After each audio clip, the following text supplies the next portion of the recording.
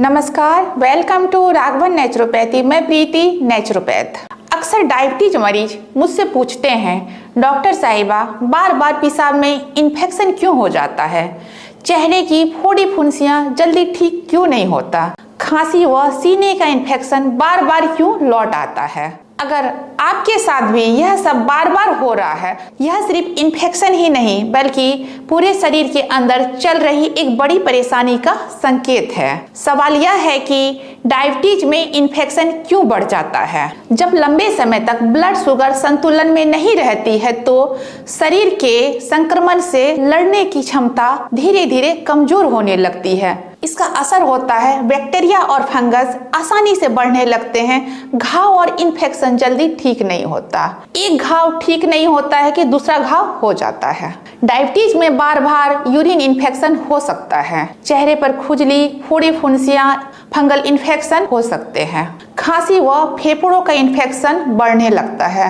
मसूड़ों में सूजन, खून का आना और दांतों की समस्या बढ़ जाती है। कई बार मरीज यह सोचता है कि शायद मेरी इम्यूनिटी कमजोर हो गई होगी। असल में शुगर का असंतुलन पूरे शरीर के सिस्टम को कमजोर कर देता है। अक्सर हर इन्फेक्शन पर एंटीबायोटिक ले ली जाती है, लेकिन अगर शुगर और मेटाबॉलिक संतुलन सही नहीं हुआ तो इन्फेक्शन बार बार लौट कर आता है। यानी इलाज सिर्फ इन्फेक्शन का नहीं बल्कि उसके मूल कारण का होना चाहिए जो इन्फेक्शन को जन्म दे रहे हैं। राघवन नेचुरोपैथी में हम डायबिटीज को सिर्फ बढ़ा हुआ ब्लड शुगर लेवल नहीं समझते। मेटाबॉलिक ट्रीटमेंट में हम यह समझने की कोशिश करते हैं कि शरीर की रोग प्रतिरोधक क्षमता क्यों घटते जा रही है, शुगर लेवल क्यों नहीं स्थिर हो पा रही है। हमारा उद्देश्य होता है शरीर के मेटाबॉलिज्म को संतुलित रखना ताकि इन्फेक्शन बार बार न लौटे। अगर आप डायबिटीज के साथ साथ इन्फेक्शन से परेशान हैं